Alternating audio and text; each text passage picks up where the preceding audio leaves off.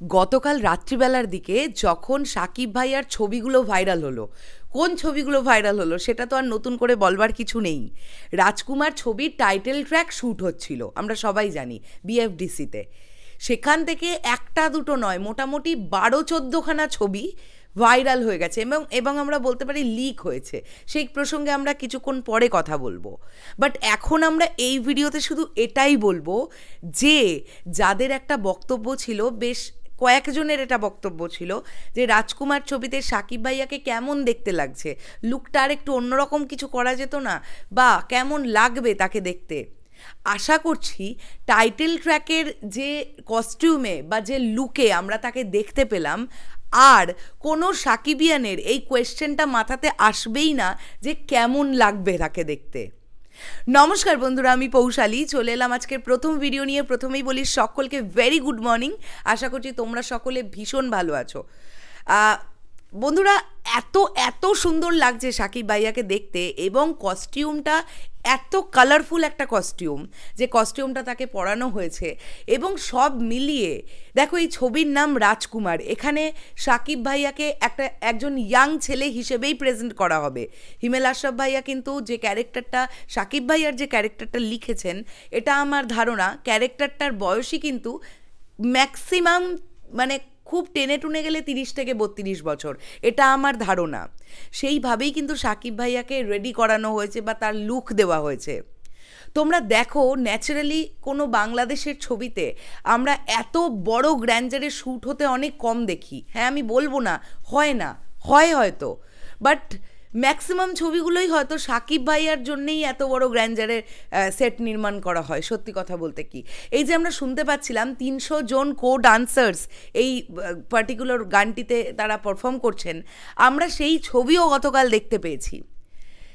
আমরা যে ইনস্ট্রুমেন্টটাকে বলি ডাফলির ছোট ভার্সন, সেটাকে ইউজ করা হচ্ছে, আমরা প্রপ হিসেবে কো ডান্সার্সদের হাতে দেখতে পাচ্ছি।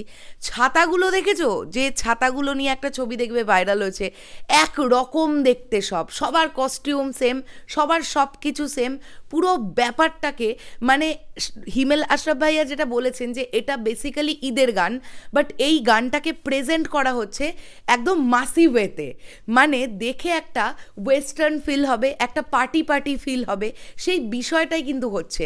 তোমরা লক্ষ্য করো, প্রিয়তমার সময় যখন কুরবানি গানটা এসেছিল, সেই গানটাতে আমরা পুরোপুরি ঈদটাকেই দেখতে পেয়েছিলাম।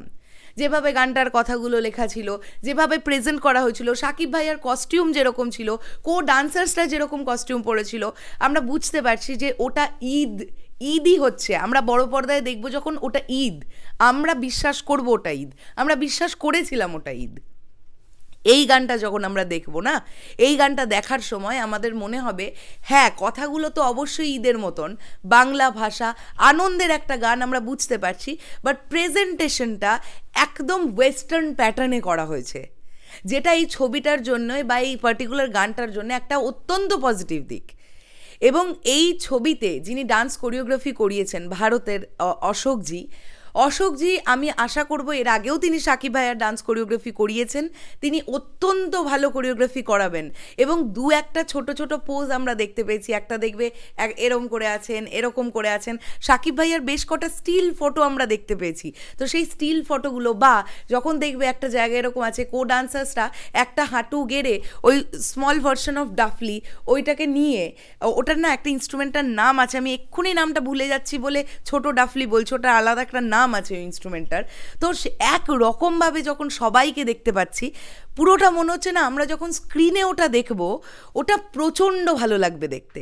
এবং আমরা কিন্তু ওগুলো উইদাউট লাইট দেখেছি, এইবার ভাবো ওর মধ্যে লাইট পড়েছে। যেভাবে হিমেল আশরাফ ভাইয়া যে ক্যামেরাটাতে শ্যুট হচ্ছিল, অত্যন্ত দামি একটা ক্যামেরা, তো সেখান থেকে একটা প্রচণ্ড ভালো আউটপুট আমরা পাবো। এবং সর্বোপরি সাকিব ভাইয়াকে ভাই পুরোই রাজকুমারই লাগছে দেখতে, মানে সত্যি রাজার ছেলে লাগছে, সত্যি কথা বলতে কি।